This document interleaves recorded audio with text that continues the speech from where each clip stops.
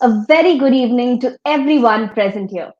I'm Blossom D'Souza, your host for this session, and it gives me immense pleasure to welcome you all to this joyous occasion.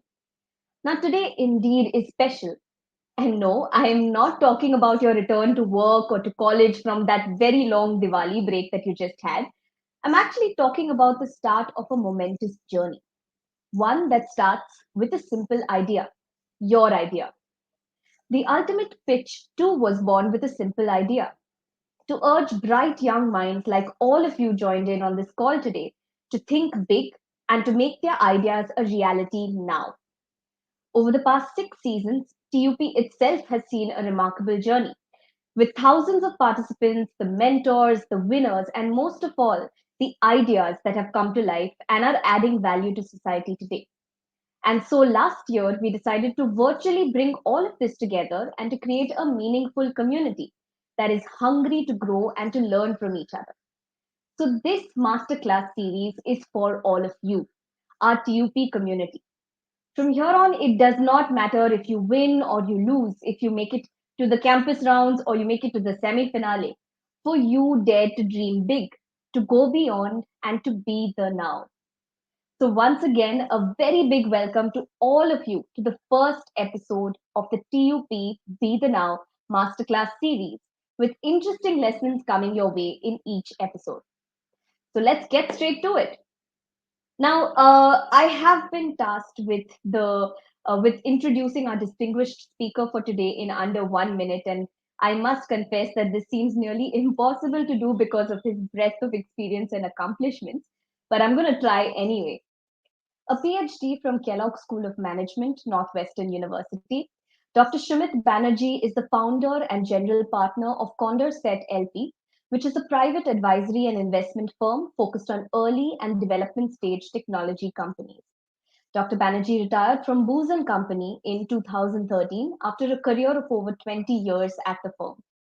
He is an independent director on the boards of Reliance Industries Limited, Reliance Geo Infocom, Geo Platforms Limited, as well as HP Incorporated. He's also a member of the panel of senior advisors of Chatham House. Dr. Banerjee's current activities are all connected by a thread of impact of technology and data on human life. In fact, Condorcet Partners themselves primary focuses on the intersection of data and biology and healthcare. This is clearly evident in the firm's investment philosophy. Its portfolio companies are involved in activities ranging from artificial intelligence, machine learning, and data analytics to robot and even pharmaceuticals. Through today's masterclass, Dr. Banerjee will be talking about global perspectives on the theme Be the Now and the urgency of innovation in today's time. Please join me in welcoming Dr. Shumeet Banerjee to this masterclass. Dr. Shumeet, so nice to have you here and thank you so much for joining in. Blossom, thank you very much for having me on this program. It's always a great pleasure to interact with young minds all over the country. So thank you for the opportunity.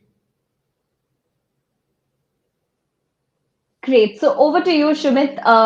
We're excited to hear what you have to talk about today, and I'm going to hand it over to you.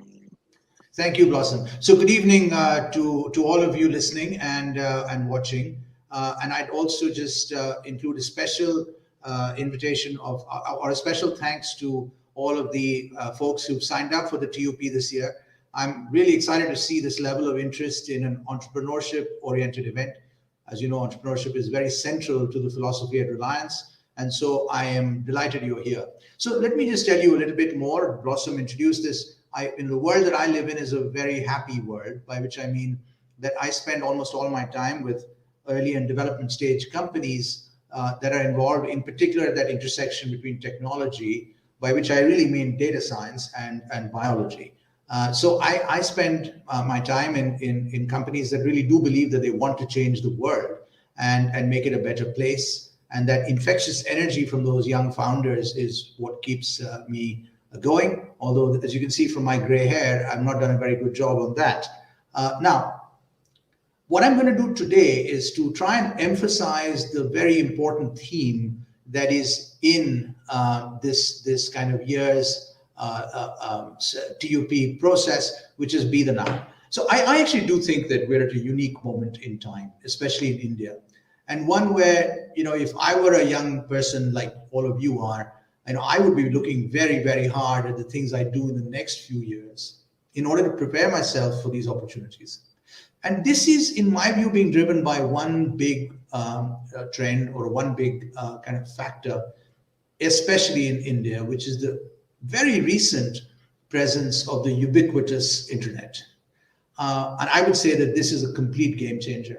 And I know that, of course, you would expect a director of Geo Platforms and RJIL and Reliance to be saying this, but I do believe that what happened when Geo went commercial in 2016 and we made this available nationwide.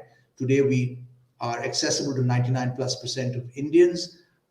This is a huge transformation in this country, and from this comes enormous opportunities. This has been greatly accelerated by COVID. I think what has happened is, with all the tragedies of COVID, is that it forced us to try and examine our work practices, our shopping practices, our consumption of healthcare. And so what we had to do was to innovate and learn to do things differently in this environment. And I think you'll see, I'll show you some data a little bit later on this, but this acceleration by COVID has been an enormous factor in terms of the acceleration of the internet.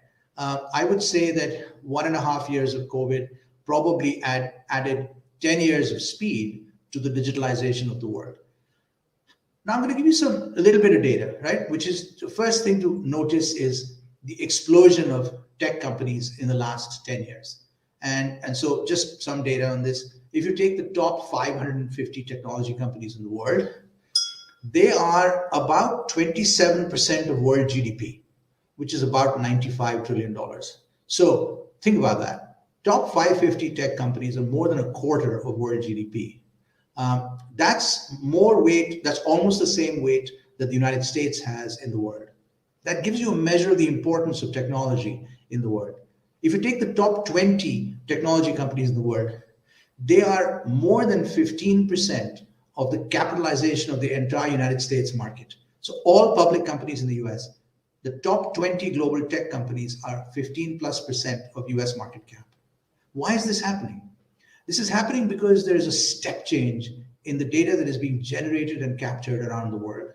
Data is the fuel of this engine. And I refer to this transition as going from statistics to calculus. You're all very, very smart young men and women out there. You've all studied hard thus far. And let me just tell you a little more about this change. So if you think about how we draw conclusions in the world before the internet, it is essentially a statistics process. You sample something, you assign a probability, you draw an inference about perhaps individuals or groups of individuals and what they will do. What we have gone to now is, instead of a process of sampling, probability, and inference, we are going to individual real-time data. We can actually calculate the first and second derivative of what someone is doing at the level of the individual, and thereby be able to predict what they're going to do next. This might relate to their healthcare, it might relate to their marketing and consumer behavior, it might relate to their financial behavior. This is kind of like going from a world of still images to motion pictures, and in particular motion pictures in color and with sound. So what has driven this step change in data being collected and captured worldwide? This, of course, comes with very dramatic increases in the last 20 years in storage, computing, and networking. Things, though, that were probably predictable in terms of their improvements through things like Moore's Law. However, in addition to that, there are 5 forces that are driving this extraordinary change in the world right now. And times of extraordinary change are also times of extraordinary opportunity. And this is where you come into the picture, which is to take advantage of these opportunities to drive big changes, to drive things that improve human life, build great companies, and along the way, of course, create wealth and opportunity for yourselves. So what's these 5 forces? First, ubiquitous connectivity. Geo was formed for one and only one purpose, which was to bring the affordable internet at very high quality to all Indians. This was absolutely the mission of Geo at the time of its launch. And I think we have achieved that. I think today we have the world's highest per capita mobile data consumption. We do so with the very lowest rates for data worldwide. As a result, we have the very highest levels of consumption per capita in the world. This ubiquitous cheap broadband will soon be available at 5G speeds, density, and availability. But my point is very simple. Oh, by the way, also with an India stack built by geoengineers. But I think that the important thing to understand is that without connectivity, there is no internet, there is no access to the internet, and there is no ability to build a digital superpower. Today, India has this. The second thing that is driving this enormous change is mobility and the ability to stay connected in a mobile world. Um, this has been a fundamental revolution, which of course creates a world in which a user of compute is untethered because they are enabled by usually a public cloud, although more and more by private clouds as well as hybrid clouds. The third big driver of this change is human data. What we have is the huge amount of contextual human data that is being consented by us on a daily, hourly basis, that is being observed, that is being inferred continuously. Of course, there are issues with privacy that need to be considered, but I would say that overall, with a large amount of data, what we get is the ability to anticipate rather than report on someone's behavior. The fourth big game changer is sensors. I think that there is a generally low appreciation of the importance of the Internet of Things. There is now the capacity, the cost to create at nano level trillions of low power sensors. 10 years ago, the most optimistic forecast would say a trillion. I thought they were low then, and I still think they're low. I think objects, machines, humans, food, medicines, and the biosphere will be populated by unimaginable density of sensors. These will provide passive, continuous, and reliable data on our entire ecology at a scale that has never been anticipated before.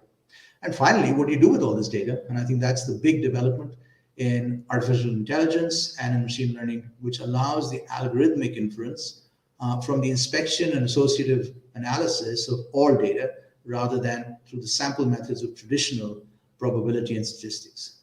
So, what does this all mean in terms of the future and opportunities? My predictions, 5 or 6 quick ones. The first one, we will have ubiquitous smart devices. Infrastructure will be cool because it has to be. We will have perhaps 3 to 5 billion smart human enabled and human ported devices, and IoT and Internet of Things with trillions of devices in physical and human ecology. I believe that knowledge production will fundamentally be changed. Imagine the science of dementia.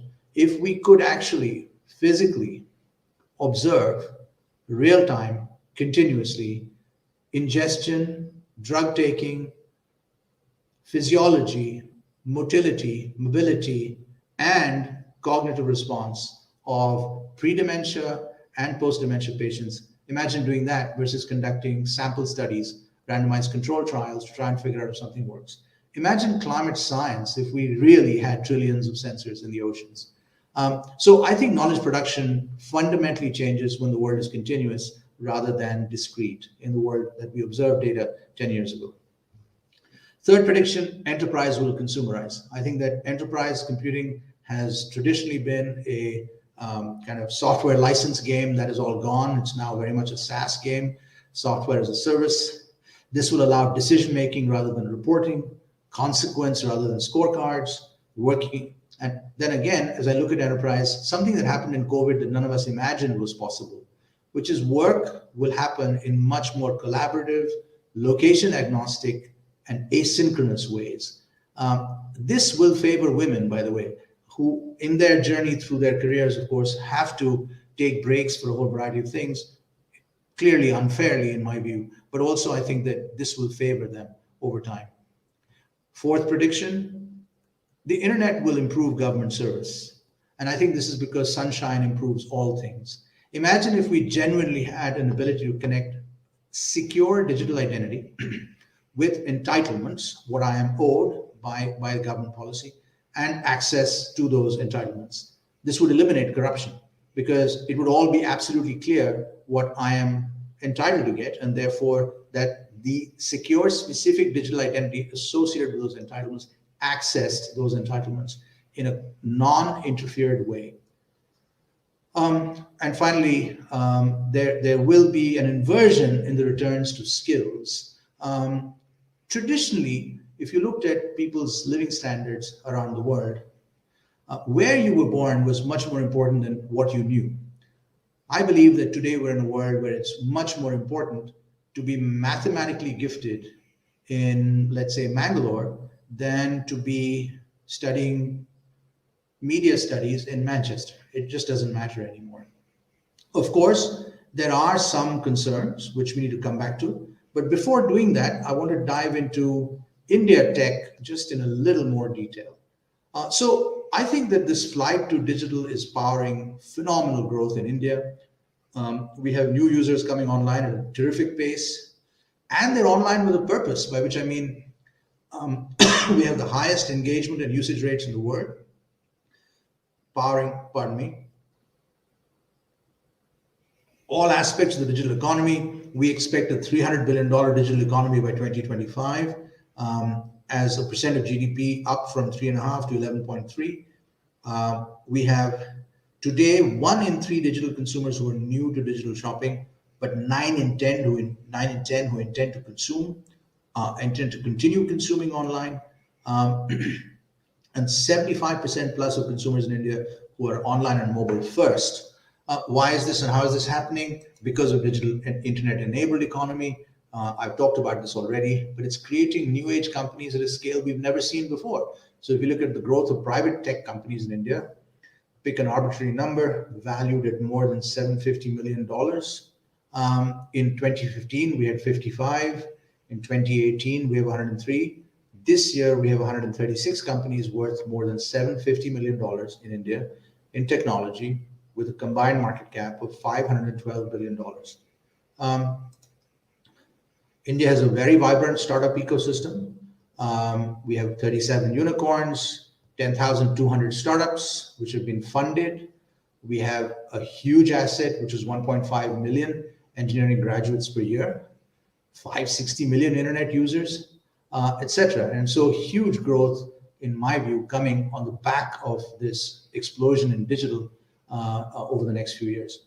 A very large number of unicorns, 15 companies worth more than $1 billion added this year alone, creating the big, enormous companies of tomorrow. I would say that there's also been very significant changes in regulatory initiatives in the country in the last few years, whether it's the widespread adoption of digital identity, the UPI system, Atmanirbhar Bharat, Startup India, Digital India, etc. All of these have had a big impact on the World Bank's ease of doing business ranking for India, taking it to an all-time high. We're now ranked 63rd, still a long way to go. But I think that compared to 2014, where we were ranked 140th, this has come a long way. So big impact on the economy and job creation. And very importantly, the world is seeing this. And the world is seeing this because China has not been good to their startups and to their tech companies. They have political reasons for what they're doing. But this means that people are looking to India with more detail. And what we're seeing is a huge, huge increase in the influx of venture and private equity capital in the country. In the last, say, 7 or 8 years, India has averaged somewhere around $700 million a year in venture investments in the country. Today, we will be at $3 billion plus in 2021, and with more capital coming. So finally, if you really are thinking about where the world is going and what's going on with it, let me just put in one more little side note on a world that I spend a lot of time in, which is the interaction between artificial intelligence and biology. So I think that along with the impact of the internet on many, many aspects of things, I think one of the things that's most exciting is that complex disease states are within reach of solution. And the reason for this is that, in fact, complex human data is now accessible. So it's actually possible to collect not just the genome, but more importantly, perhaps the proteome and data concerning proteins and amino acids, which are the building blocks of life, and phenotypic data, sort of patient-related data, and interrogate them with AI. I actually don't believe that the solutions to complex disease states, whether they are immune disease, whether they are the diseases of aging, such as Alzheimer's, dementia, Parkinson's, uh, or for that matter, even complex cancers, are going to be done in traditional A causes B type of science. I think that we will need to examine human systems data in a very, very imaginative way using mathematics. And that is the that is the future. And I think that we're fortunate in my firm to be involved in a couple of these companies. The thing that I'd suggest for those of you who are interested to take a look at is the recent announcement on the recent announcement made in 2019, but more recently as well, developments of a company called DeepMind, which is owned by Google, who solved the protein folding problem using AI rather than traditional X-ray crystallography in 2019, and now are beginning to expand that to large-scale therapeutic development using deep assessment of biological data with AI. So I think in biology, we're going to see an enormous explosion of new therapeutic discovery based on AI and machine learning. And at a more prosaic level, I think that if you look at India, I fundamentally believe that access to healthcare in India will be solved through technology. Nobody is going to build the acute care infrastructure that was built in the Western countries over the last 50, 60, 70 years in a country like India. We don't need to do it that way. I think that essential elements of a diagnostic system based alongside AI and computer vision will solve very, very large scale access problems for the country. There are some concerns, and I want to make sure that we are all aware of them. The first one, of course, concerns the harms that come with these top technologies. The thing about ubiquity and so forth is that there are two aspects of the internet that come with ubiquitous internet access. The first is specificity. The internet allows you to target very, very quickly people who are like-minded and so on and so forth. And the other thing is amplification, specificity and amplification, two characteristics of the internet that are super important.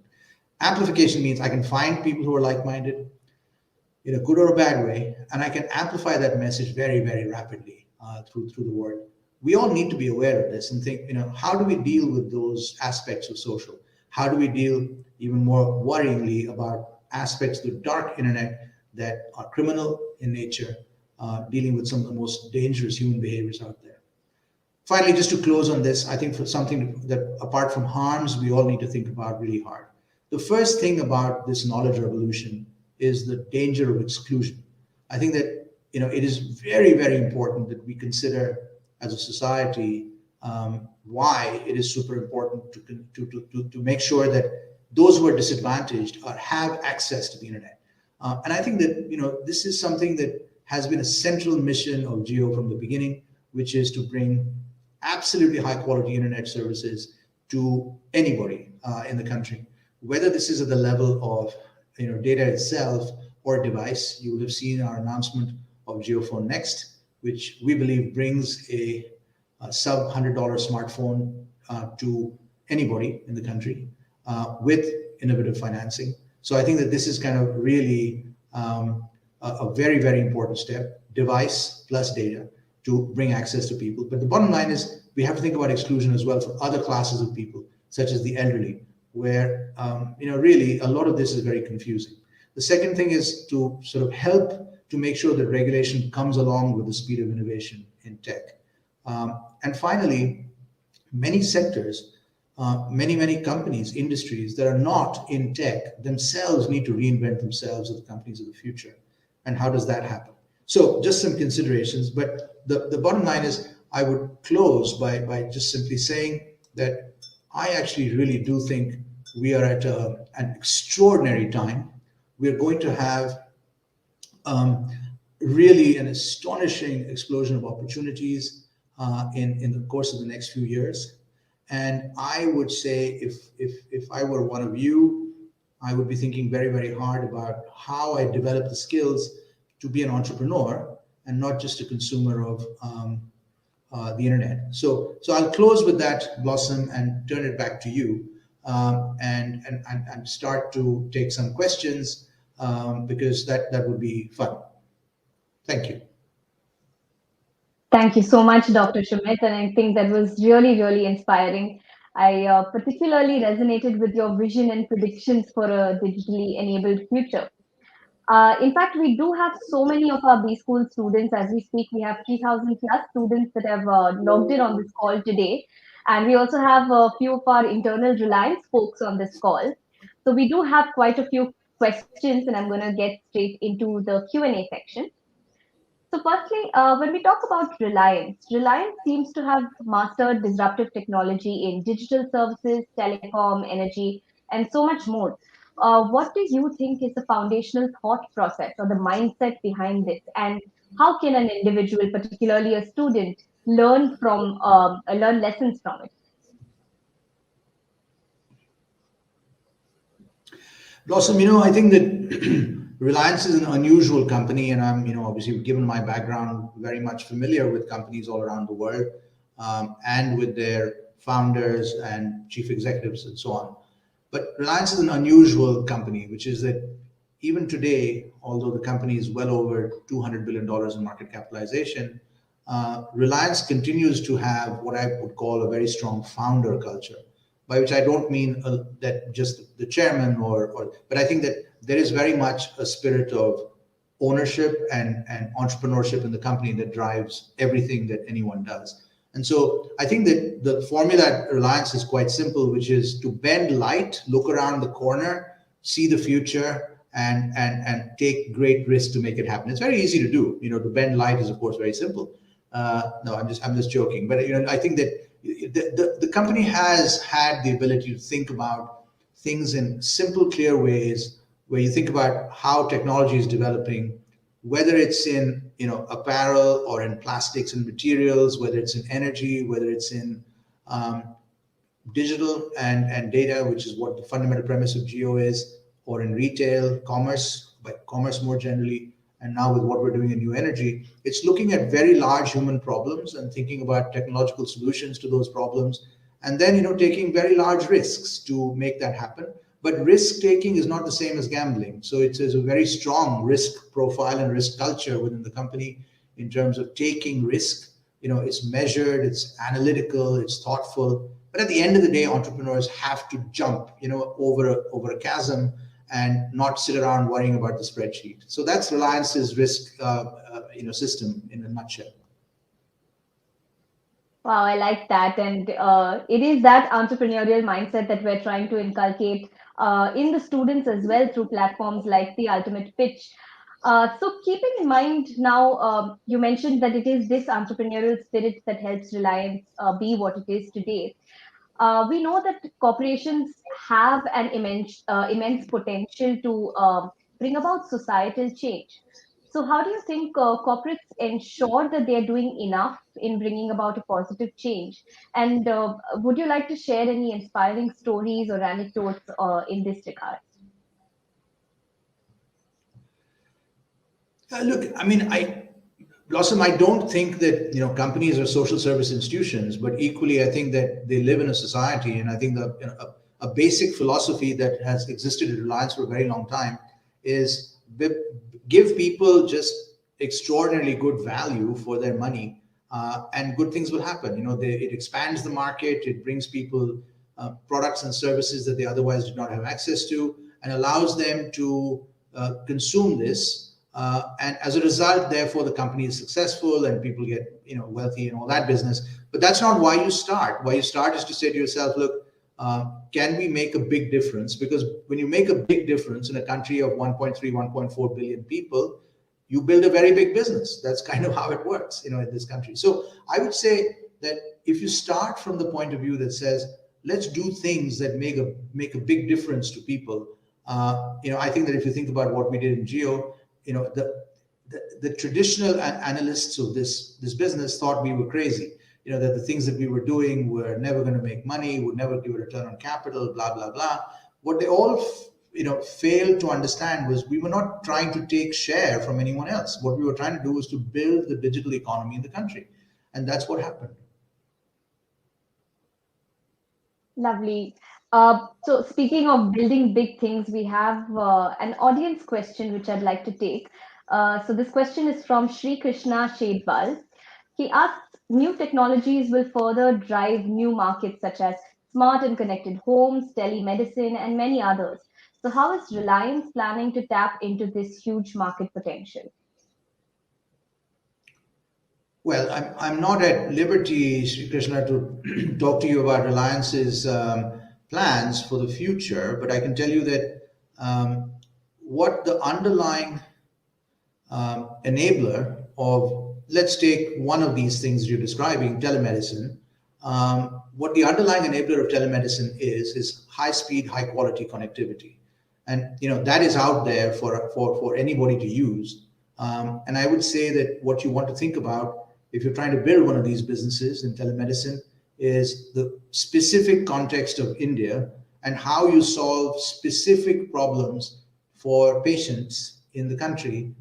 Keep in mind that in rural India, you have a situation where the average person is 60 kilometers from a care facility, right? So you have this huge problem of access. Well, if that's the central issue, how do I solve that problem? So, I would say that in all of these things, you take the backbone, you take the connectivity, and you say, look, how do I solve a specific consumer problem? So whether it's Reliance or anyone else, that's how Reliance approaches problems as well, which is to say, let's look for a big problem and provide a big solution. But it doesn't have to be a complicated solution. Just got to make sure it works. That's the important thing.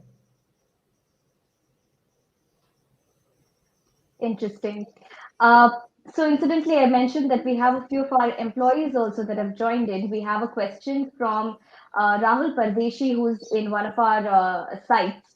He asks, with the growing fears that machines will replace humans one day, what are the key traits of an organization which excels in both areas, that is automation as well as employer-employee relationships?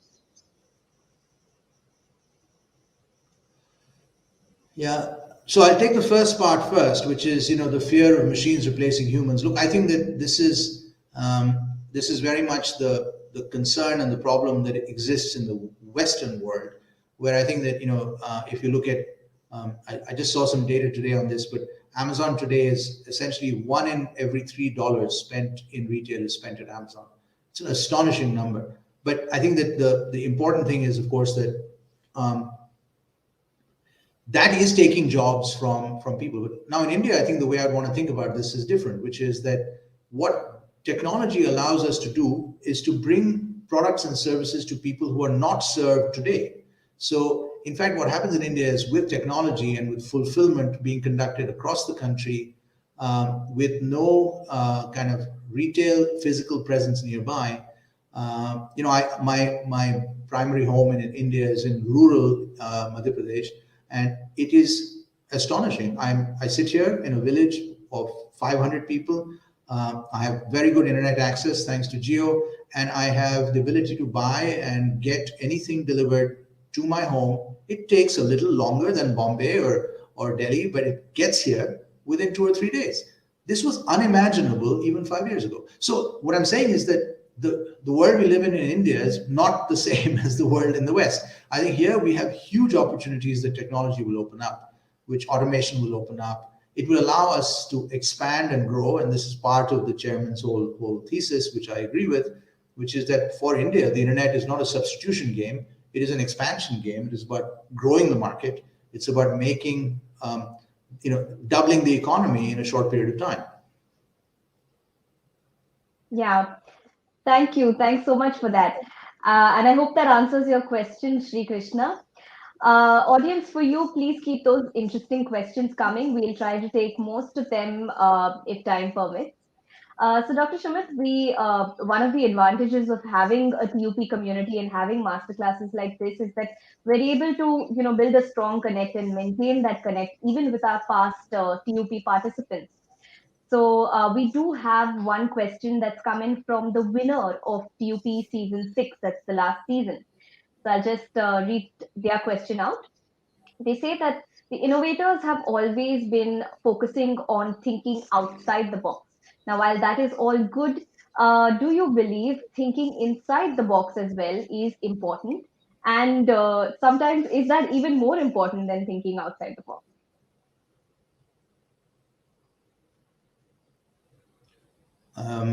This is a very philosophical question, Blossom. But look. Let me try. If I think I understand the question. But let me try. Um, See, I think that I tend to think of the phrase thinking inside the box or outside the box. What I really think about is are we trying to do things better or are we trying to do things differently? And I think that doing things better is an efficiency game. Yeah, good. We can all make improvements in efficiency in things, but it's very hard to make big step changes in efficiency within an existing business model. So I think that if if I interpret what your question is in my terms, I think of in thinking inside the box as being taking a business that is pretty good today but operates in a traditional way, for example, and bringing in data science and digital to make it better. Yeah, it's going to get better. But actually, my view is that incumbency is a big problem, and that it tends to make people want to protect the way that they've done things in the past because their current business develops or depends on that system. So I think the short answer, having talked my way into this corner, is that I think thinking outside the box is better than inside the box. Because if I'm inside the box, I tend to want efficiency. And if I'm outside the box, I tend to think about how to do things completely differently. And I think that's been our experience in Reliance right through the years. Thank you. And I hope Team Reflect that gives you something to reflect on, especially since you won TUP. So you TUP last year, so you definitely did something right last year. So all the very best to all of you, and do keep in touch with us as always. We have a couple of more questions from the audience. So we have Sanskriti Shukla that's asked a question. Since the EV's demand is relatively low in our country, how is GeoBP's partnership with BlueSmart going to ensure that the EV infrastructure is at par with the market for uh, for electric vehicles, essentially?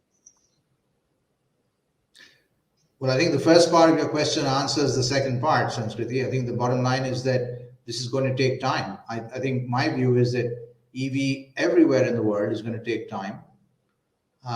It will come, but I think as you know very well, the central constraint in EV is life and range, which is driven by storage. I think there are very big important improvements coming in storage, but if I need to drive 1,000 kilometers in a commercial vehicle and I have to recharge every 150 kilometers for even with fast charging 30 minutes, this is just not viable. I think it's still going to take time. So I think that I don't think the constraint on, although of course it's very important to put in place fast charging infrastructure, I don't think that there is going to be anytime soon a wholesale replacement of conventional fossil fuel vehicles with EV till such time as we get storage to the point that we can get ranges that are comparable. That's some years away.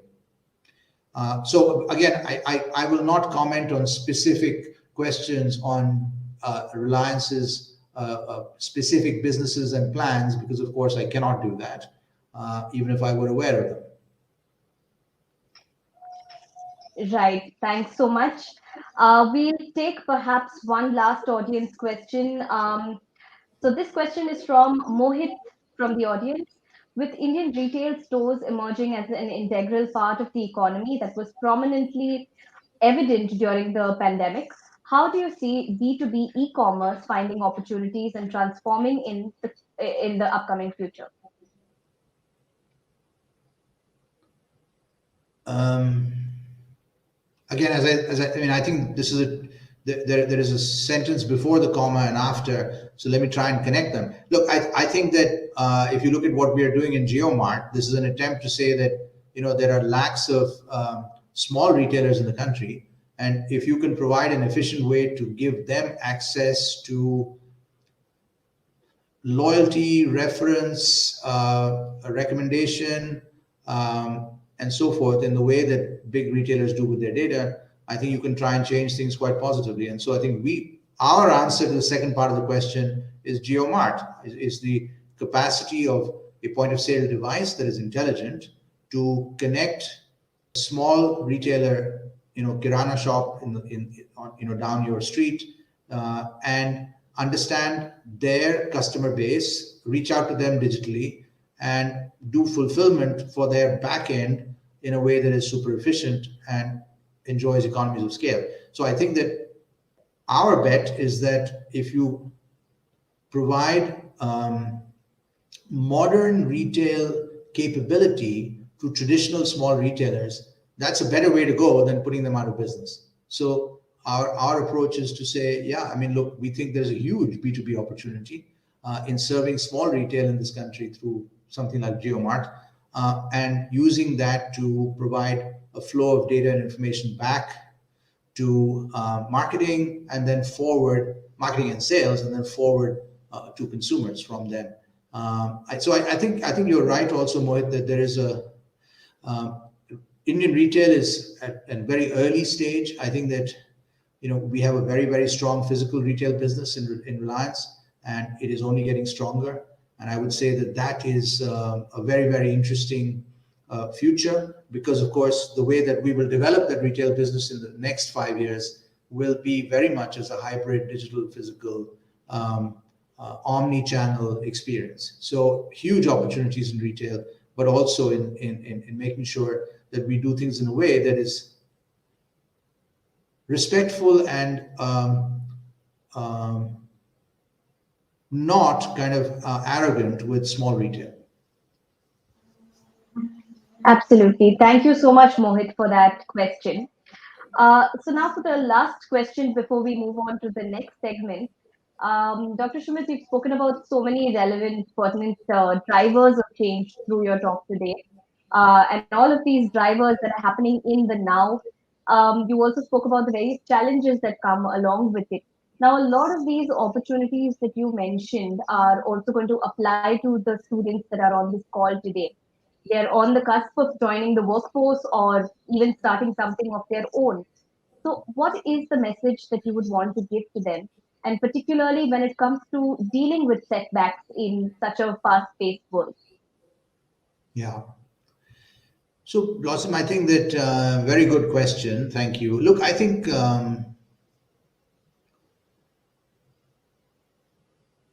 when I was a kind of a college student in the 70s, really there were not many opportunities. There were people either went into government service. A lot of people tried to write the government exams and get a job in the government, and then it, we were beginning to have a period and phase where there were opportunities in the private sector, which was growing a little bit, but it was still very, very limited in terms of what you can do. If I look at today's world, I would say that first of all, just the sheer range of opportunities in terms of companies doing super interesting things in the country that are not just the old, kind of small number of options that existed when I was coming out of school.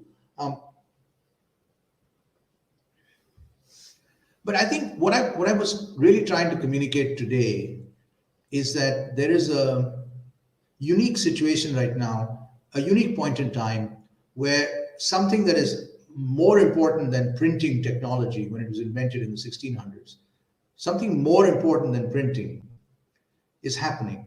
And it is going to change how everything is done. I think any company today that is not paying attention to the simple question, where is my data and what am I doing with it, is kind of in trouble. So I think that there is so much opportunity right now to think about new ways of doing things, whether it's health provision, whether it is finance, whether it's insurance, whether it's settling payments, how to kind of give people credit. I really believe that in rural India, if we could simply provide universal access to simple payments banking, simple insurance product around crop, and a simple way of doing credit in a communal environment, we would solve enormous problems of indebtedness and of misery, frankly, for rural citizens. I think that what what I think happens, so this huge amount of opportunity, Blossom, is kind of what I've been saying. And I think in this world, I would hope that a lot of young people who are listening today will decide that they want to be entrepreneurs rather than become like people in my generation. You took a job in a company or in the government or whatever. And I think that's because if you start with that fundamental belief, so clearly the most important thing, Blossom, is you've got to figure out a problem. You've got to say, okay. And in a way, I was listening to the last end of the previous session, and I think that's right.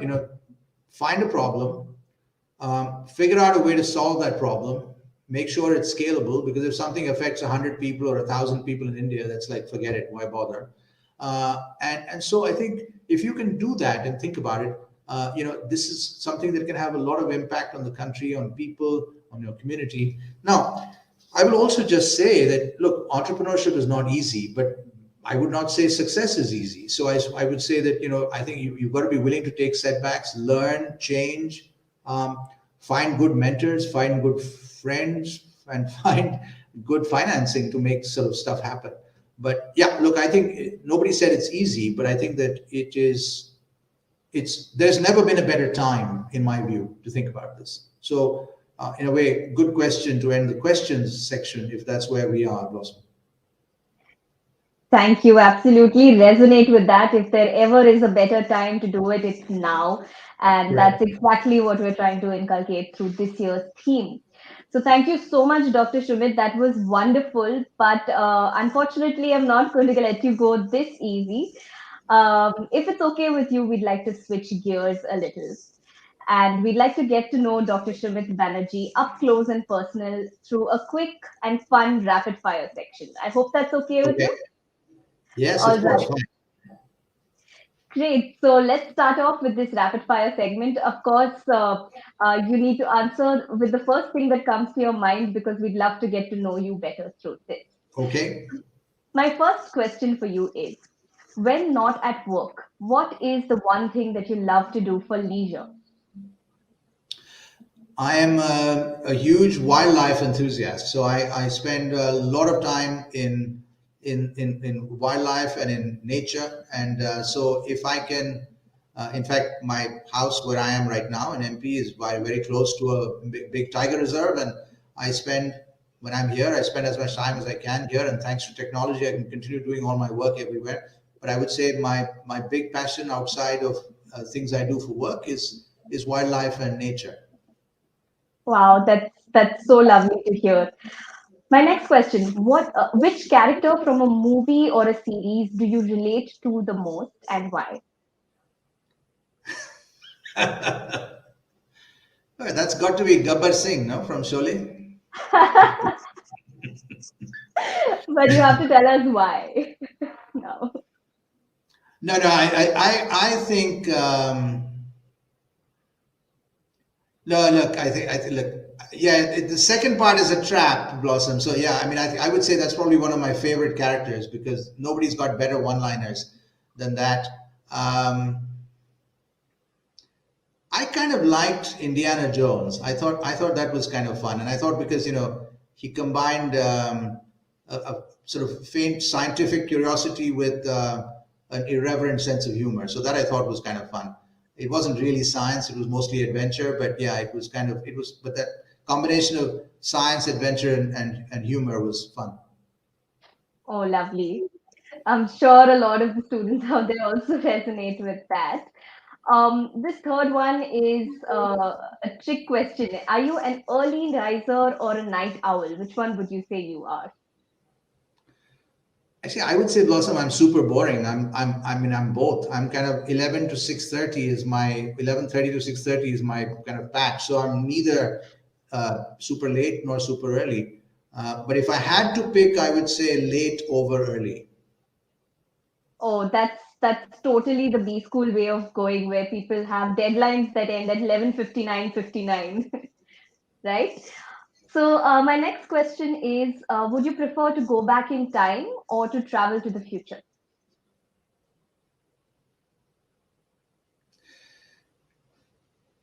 Um, I will say both, but for different reasons. I'd like to go back in time because, I'd like to sort of perhaps be able to be where I am now, sort of in central India, in the central Indian forests, say around 1900 or 1920 or so, just to see just the incredible amount of wildlife there was, and we have lost, over the last 100 years.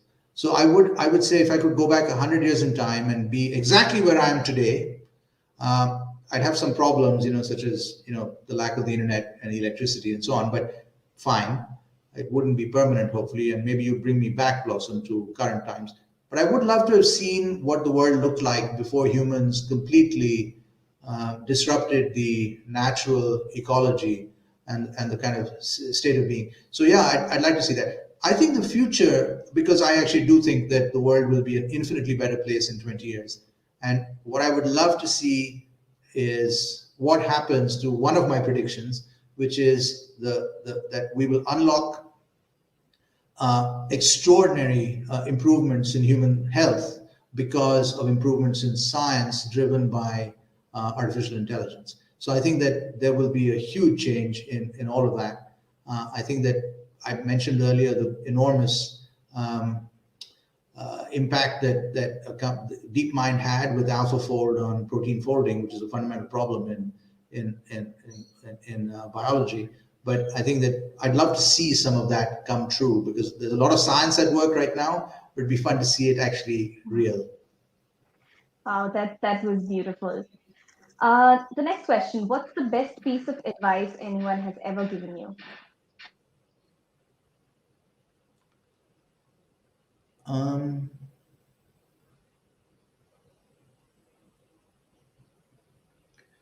so, kind of funny, but not so funny when you think about it. I think one of the best pieces of advice I ever got was be nice to people on the way up because you're going to meet them on the way down. So, nobody is successful forever. Nobody is, so I think it's just kind of, you know, life is hard enough, and there's challenges and good things and bad things. But I think that, just let's, if we can just be decent to people we work with and hang around, that's not a bad goal, because that's sort of like, okay. But the point he was making was, if you're arrogant and offhand and dismissive of people, your colleagues and people you work with, it tends to come back, and bite you. So yeah, I think be nice to people on the way up because you're going to meet them on the way down is probably the best advice I ever got. But another thing I will say is that serious piece of advice is listen much more than you speak. This is probably the most valuable advice that I got in my life, which is listen a lot more than you speak. Because when you're talking, you're not learning anything.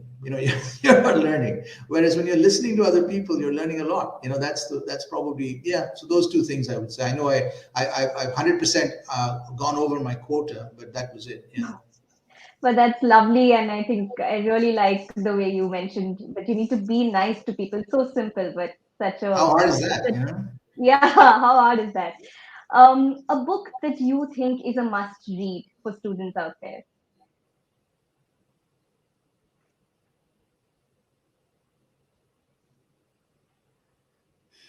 I'm not much of a reader of business books at all, but I would say that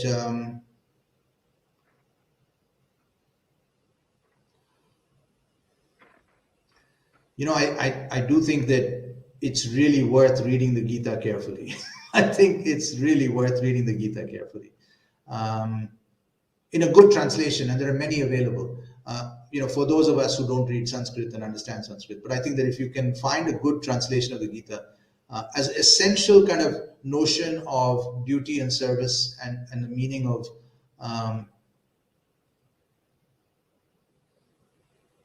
and why are we here? Kind of what's the point? And therefore, and not duty in the sense of looking after your grandmother and all that stuff. I think it's more the, kind of just the essential purpose of being a human being. I think it's still hard to beat the Gita, not as a religious text, but as a philosophical text. Yep. Beautiful. I think that's lovely. I'm going to now put you in the shoes of our audience. Most of them are students. So, if you could go back to your student life, which would be your most precious memory as a student?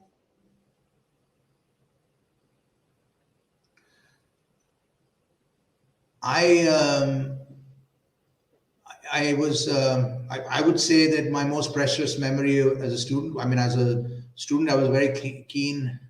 I was a keen mountaineer, and I spent a lot of lovely summers in the mountains in the Himalaya. And I would say that those are my most precious memories. But really, what I'm saying is that I was very fortunate that my fellow students were actually the best teachers I had. Of course, the faculty were very good, but the fellow students were people I learned the most from. And I think that's part of that listening not speaking thing, that if you just open your eyes to people around you and sort of you're curious about what they do, what they know. Somebody plays the violin, somebody plays the harmonium, somebody, it's kind of interesting that how much people know that you don't know anything about. You think, but yeah, I would say those times in the mountains with those people in the 70s, some of my best days. Lovely. So, last couple of questions. What is the first thing that comes to your mind when we say success? Hard work. Okay. And what's the first thing that comes to your mind when we say innovation? um,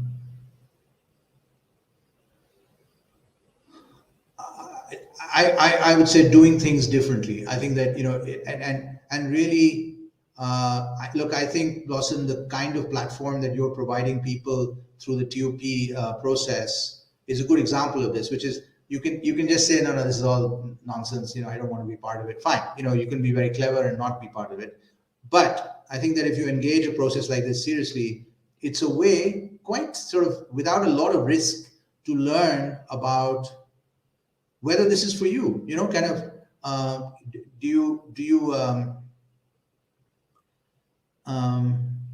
do you have what it takes to build something new, kind of an innovative and different that solves a problem um, in the world. Yeah, so that would be my view, that learn by engaging in different situations, whether innovative entrepreneurship is for you. um, because one thing to think about is that it's not actually so important to have some massive big idea. Yeah, of course it's important. The important thing is to think about the whole thing, which is, how am I going to do it? The business system innovation is sometimes more important than saying, I've got a new way to boil water. That's fine, okay, but how do I deliver it? It's super important. So I think the whole thing matters. And there are people who are very good at technology and product innovation. There are also people who are very good at business system innovation. So think about those things. So that would be my answer. Lovely. Thank you so much, Dr. Shumit. And here's hoping that our audience has certainly learned a lot by listening to you. I personally had goosebumps, especially when you mentioned about the best piece of advice. I think that was so, so profound. Shumit, sir, any last words of inspiration for our students before we wind up? Yeah, sure. So, Blossom, let me just say that, first of all, thank you for inviting me to join you. It's difficult to feel that you had an interactive session with thousands of very bright people out there, but I'd say that you helped me to kind of connect through you.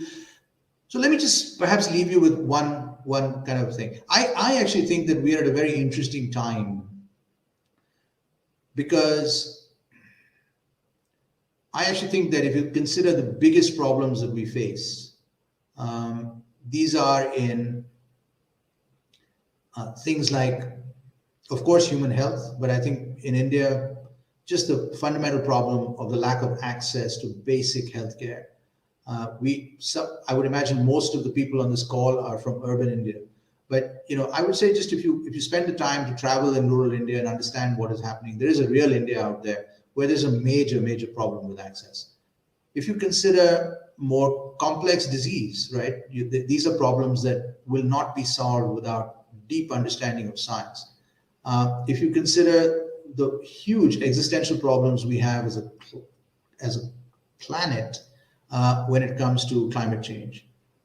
If you consider the kind of astonishing problems we have, right outside my door, in the biosphere and in biodiversity, none of these problems, or when you consider the impact of new energy, and somebody asked about EVs, but I think that these are problems that are fundamentally problems of science. These are not problems of so I would encourage that of the many folks listening today, if you come from a background in science, technology, mathematics, engineering, uh, and you're thinking about entrepreneurship, don't abandon your background in those fields, because I think some of the most pressing problems will be solved by engineers, scientists, mathematicians, and not by kind of reading poetry. Great, read poetry. That's a good thing, very good thing. But it's not going to solve basic problems in battery storage. If you have a big idea, it's going to come from science. So if you are from that sort of background, please think really hard before you dump it and become a marketing executive, right? Good, fantastic. But it would be really helpful to think, how can my knowledge of, because I know many of you from the times that I would recruit, people like you, I would say some of the brightest people out there do come from these backgrounds. Please use your background and think about how you can apply it to make the world better. So that's kind of my closing words, Blossom. So thank you again for having me, and thank you all of you listening. And I wish you very well in the TUP competition, but also in life in general, and in your journey to become an entrepreneur. Thank you. Thank you so much, Dr. Shumeet Banerji. It's personally been a wonderful pleasure to even share a screen with you.